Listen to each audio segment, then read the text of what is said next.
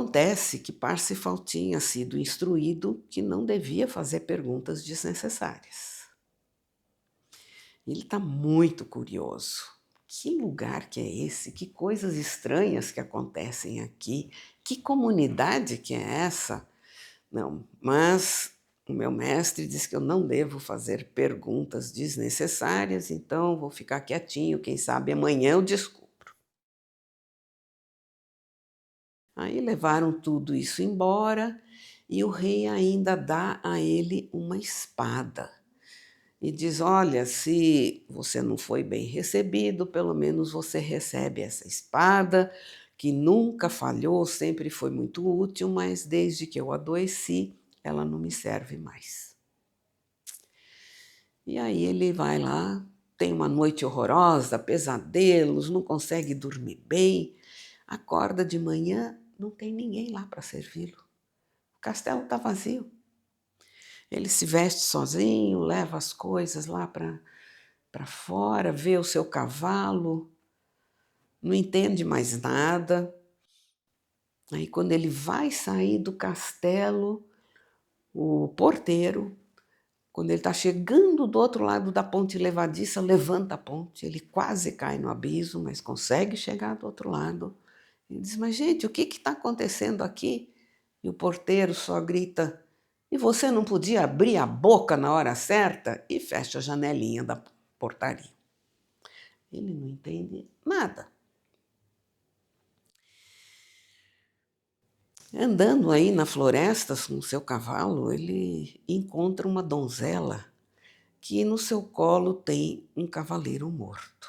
E aí ele se lembra que já tinha encontrado essa donzela antes. Foi logo depois que ele desgraçou a vida daquela senhora casada, roubando o anel dela. E que essa donzela lhe disse qual era o nome dele, que nem isso ele sabia. E diz que o noivo, que tinha sido morto, morreu porque estava defendendo as terras de Parsifal. E aí ela conta da origem, que ele era filho de um rei e que ele tinha, na verdade, 2 reinos. Ele não sabia nada disso. E agora ele reencontra essa donzela com o cavaleiro embalsamado. E ela ainda diz: nossa, você esteve no castelo do Grau, você salvou o rei Anfortas, fazendo a pergunta salvadora? Eu disse: eu não fiz pergunta nenhuma. Aí ela não fala mais com ele. E ele tem que seguir sozinho o seu caminho. Enfim, eu não vou contar os detalhes, que a história é muito longa. Mas após essa primeira visita ao Castelo do Grau, porque foi lá que aconteceram todas essas coisas estranhas, a vida dele se torna muito, muito difícil. Ele é desonrado, ele tinha sido bem acolhido na corte de Arthur, aí surge uma figura que não o desgraça, mas mostra a ele o mal que ele fez, não fazendo a pergunta ao rei. Por que será que ele não fez essa pergunta ao rei? Enfim, acontecem muitas, muitas coisas, até que finalmente ele encontra um velho ermitão, que descobre-se depois é o seu tio, e que lhe revela todos os mistérios que ele não estava entendendo em todo esse contexto. E com isso, então, ele amadureceu, quer dizer, nesse caminho todo, e o encontro com o ermitão foi realmente o coroamento desse caminho árduo, solitário, de 5 anos e meio perdido na floresta, e ele volta ao Castelo do Grau, que era a meta dele, ele não conseguia chegar lá, mas ele é chamado para ir ao Castelo do Grau. E é chamado em que a pessoa diz: e você fará a pergunta que salvará o rei. Mas ele tinha sido instruído de que ele perdeu a oportunidade quando não fez a pergunta, e fazer mais tarde não iria adiantar. E ele chega até o rei, que está com muitas dores, e lhe pede: me deixa morrer. Porque o grau não só dava o alimento para toda aquela comunidade, mas mantinha vivo todos os que estavam ao seu redor, e o rei não podia morrer. Então Parsifal tinha 3 possibilidades: fazer a pergunta, não fazer a pergunta, ou tirar o grau diante do rei. E o que ele faz? Ele se ajoelha diante do grau, pede ajuda ao grau, dirige-se ao rei, que ele sabe que é um outro tio, e pergunta: tio, do que padeces? E imediatamente a ferida do rei se fecha e Parsifal, como estava previsto, torna-se o novo rei do grau. Vou deixar de lado outros detalhes. Mas então, só para concluir, vemos que se trata então, porque a pergunta foi: quem é Parsifal? Trata-se de alguém que partiu para o mundo em total ignorância. Cometeu uma série de erros. Hoje até poderíamos falar em crimes. Teve que sofrer muito. E no final passou por muitas dúvidas, claro, ele não entendia o que estava acontecendo. Para no fim, não só conseguir chegar ao Castelo do Grau, que era a meta que ele tinha se imposto, mas tornar-se rei do Grau, que era algo que transcendia muito a sua meta. E talvez esse percurso é o que mexia mais com os alunos, que então tinham essa imagem: a gente pode errar, mas se nós nos esforçamos, se nós realmente vamos atrás da nossa meta, por mais difícil que seja, por mais árduo que seja este caminho, eu consigo ser perdoado e chegar à redenção. Eu acho que esse é o resumo da ópera. E como a gente mergulha, eu escutando a senhora agora recontar, em poucas palavras, como é encantador nós, seres humanos do século XXI, nos encantamos e mergulhamos aí nessa história. Que paralelo é este que tem entre Parsifal, este personagem de um romance de cavalaria da Idade Média, como precursor do ser humano moderno? Isso já é um pouco complicado para responder em poucas palavras, né? Porque temos que lembrar de toda a trajetória da humanidade. Então, em tempos remotos, a humanidade ainda estava muito vinculada com as esferas superiores, com as esferas celestiais, que eram uma realidade. Podemos dizer que na antiga Índia, na antiga Pérsia, a, a humanidade, de maneira geral, ainda tinha um contato, eu diria, quase direto com o mundo espiritual. Na época egípcia, isso já não era mais da humanidade, mas de iniciados. Os faraós eram iniciados, os sacerdotes eram iniciados, e eles então conduziam o povo, mesmo com Hammurabi ou Moisés em relação ao povo hebreu. Então eram guias que tinham esse contato com o mundo espiritual e assim conduziam os seus povos. Chegando à época grega, aí também esses centros de mistérios, onde pessoas escolhidas passavam pela iniciação, deixaram de existir.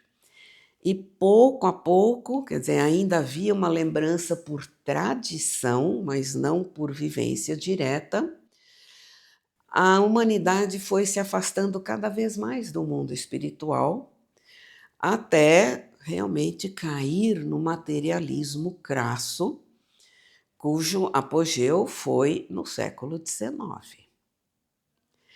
E a humanidade agora está buscando cada vez mais, por uma inquietação interior, um acesso a algo espiritual.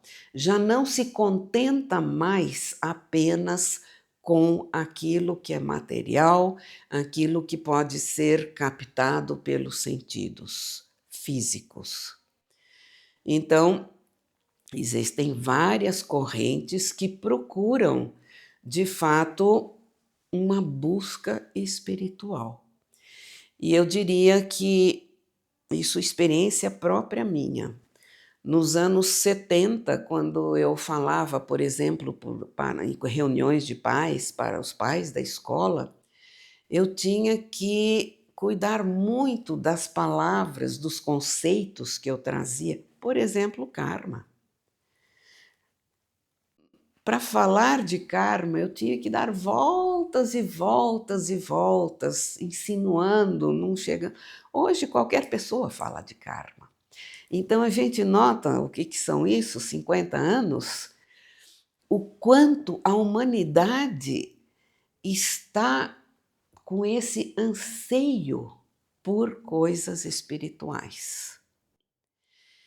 E, de certa forma, Parsifal foi escrito no finalzinho do período que nós chamamos de greco-romano, greco-latino, e, segundo Steiner, no século XV, então, surgiu uma nova época, nós dizemos da alma, da consciência, em que nós nos tornamos cada vez mais conscientes, não somos mais tão dirigidos. E embora essa obra tivesse sido escrita no século XIII, então um pouquinho antes do século XV, Wolfram von Eschenbach, principalmente por ter um certo grau de iniciação, ele já tinha a possibilidade de, digamos, prever como é que a humanidade evoluiria. E isso está no Parsifal. Porque antigamente as iniciações aconteciam em centros de mistérios, depois de um longo preparo. Mais tarde, isso ainda ficou mais restrito, grupos muito pequenos, muito ocultos, mas também já na época egípcia, mesmo ainda no começo da época helênica, do helenismo, os centros de mistérios não eram conhecidos da população.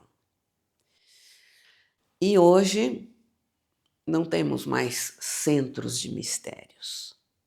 A preparação tem que ser feita, mas dentro de cada um. Cada ser humano hoje, fazendo um preparo adequado, vai evoluir. Um ou outro talvez até pode chegar a um certo grau de iniciação, se não nessa vida, numa próxima. Então, nesse contexto, que Parsifal é um precursor do ser humano moderno, atual, porque ele mostra esse caminho individual, sozinho, em total solidão.